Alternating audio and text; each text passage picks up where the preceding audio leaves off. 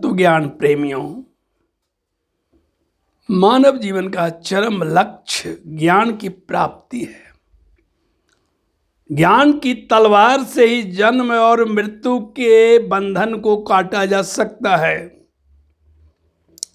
इस ज्ञान की प्राप्ति के लिए हमें हमेशा सचेष्ट रहना चाहिए।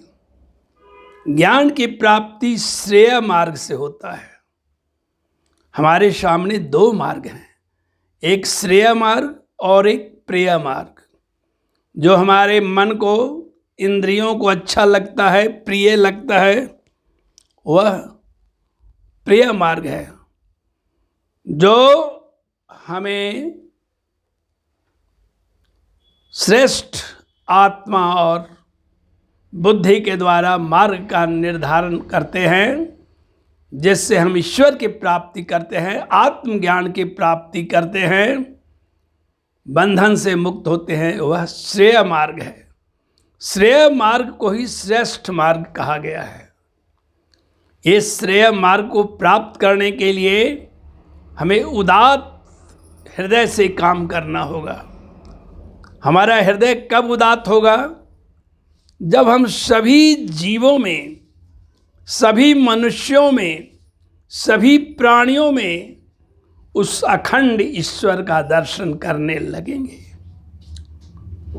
लेकिन यह तब तक संभव नहीं है जब तक हम दुखियों, गरीबों, लाचारों की सेवा नहीं करते हैं। ऐसा करने से हमारा मन पवित्र हो जाता है।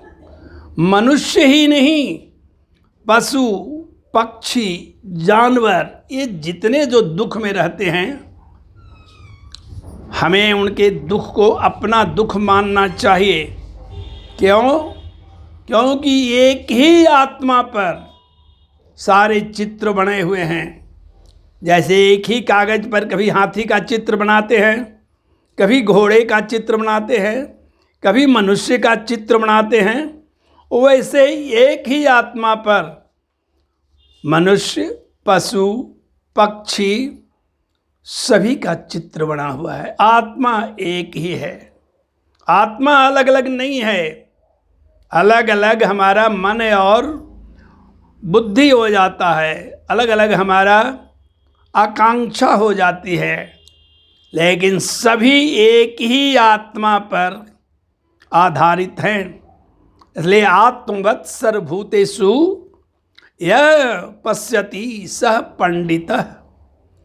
जो अपनी आत्मा के समान अन्य आत्मा को देखता है, वही पंडित है।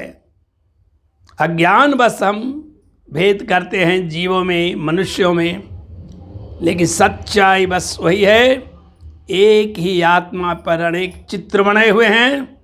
अतः जब आत्मा एक है तो हमारा कर्तव्य है दूसरों को हर तरह से मदद करना। श्रेय मार्ग का एक और दूसरा भी बिंदु है। श्रेय मार्ग में हमें ऊंचे विचारों से चलना होगा, और ऊंचे विचारों से जब हम चलने लगेंगे तो हमारा श्रेय मार्ग प्रशस्त होने लगता है। और इसे प्रशस्त करने के लिए हमें शास्त्रों का, प्रवचनों का, महाजन जिस पंथ से गए हैं उस पंथ का अनुसरण करना पड़ता है। हमारे आश्रम में रहने वाले ऋषि, महर्षि, संतों और साधुओं के पास पैसे नहीं थे। वे एक साधारण कपड़ा से काम चलाते थे, लेकिन उनके श्रेय मार्ग के आगे राजा महाराजा भी उस समय नतमस्तक हो जाते थे। उनकी एक इच्छा से कोई भी उनके अधीन हो जाता था। श्रेय मार्ग में बहुत शक्ति है। श्रेय मार्ग के द्वारा जब हम भक्ति में उतरते हैं तो ईश्वर हमारे नज़दीक आने लगते हैं। श्रेय मार्ग के द्वारा जब हम ज्ञान की प्राप्ति करते हैं, हमारा जन्म और मृत्यु का बंधन कटने लगता है। श्रेय मार्ग पर जब हम बहुत दूर तक चले जाते हैं तो मुस्कुराते हुए परमात्मा हमारे सामने आ जाते हैं। वही तो मनुष्य जीवन का सबसे बड़ा उद्देश्य है। अतः हमें श्रेय मार्ग का अनुसरण करना चाहिए और प्रिय मार्ग सीमा में ही होना चाहिए। दूसरी बात मैं ये कहना चाहूँगा कि ज्ञान की प्राप्ति के लिए हमें सचेष्ट रहना चाहिए। मैंने अपने पिछले वीडियो में आपको दिखलाया था कि मैं शरीर नहीं हूँ। चिता जल रही थी और जिसकी चिता थी वो मेरे साथ था, बिल्कुल क्लियर था।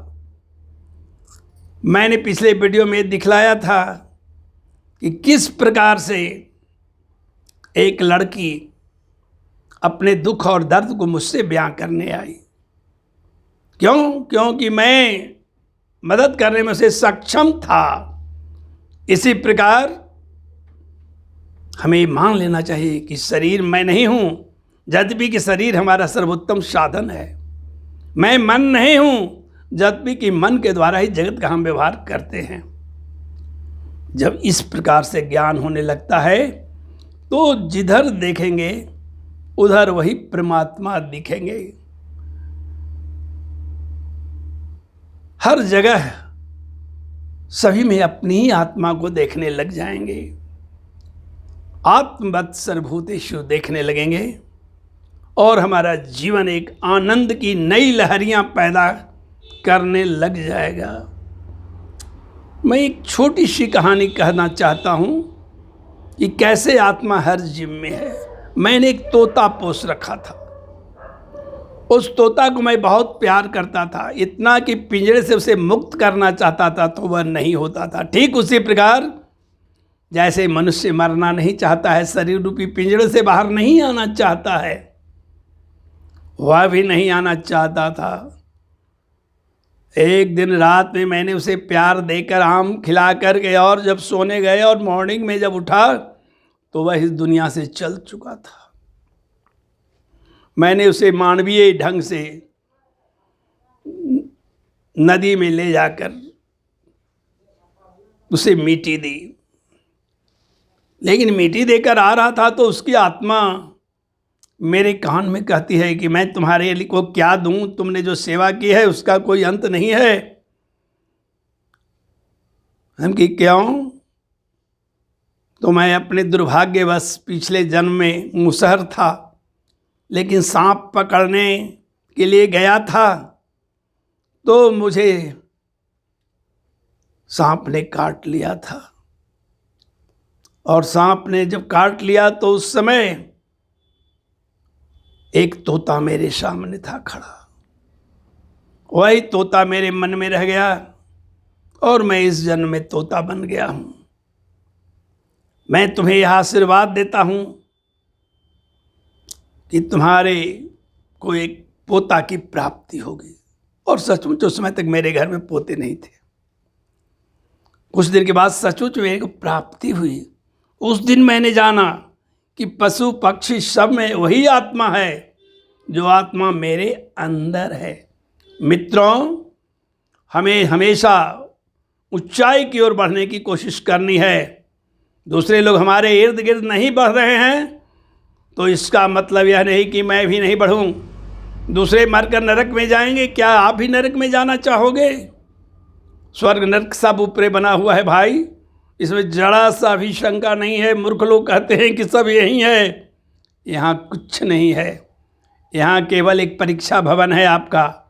इसमें आपकी परीक्षा ले जा रही है कि माया की कोठरी में आप क्या क्या व्यवहार कर रहे हैं।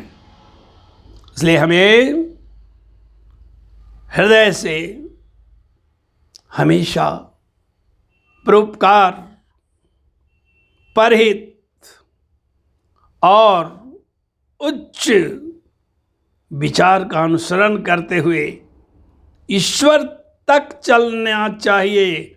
ईश्वर तक पहुंचना ही हमारे जीवन का चरम लक्ष्य है। और अगर हमने इस लक्ष्य को पा लिया तो हमारा जीवन आनंद से भर गया। सदा दिवाली संत घर सम्मुख रहे महेश।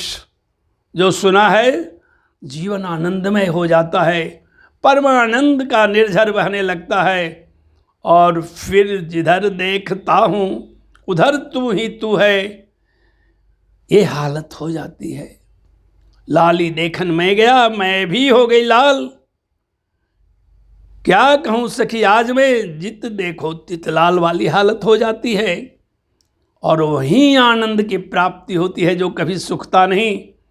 संसार के क्षणिक सुख तो 2 minute, 4 minute, 10 minute, 20 minute, 25 minute ज़्यादा नहीं ठहरते हैं, लेकिन वह आनंद परमानंद है। मैं आपसे निवेदन करता हूँ उस आनंद में जीवन की ओर चलें, जहाँ दुख है लेकिन आनंद की ज्वाला में वह जल जाता है। पीड़ा है लेकिन आनंद आने पर वह महसूस नहीं होता है।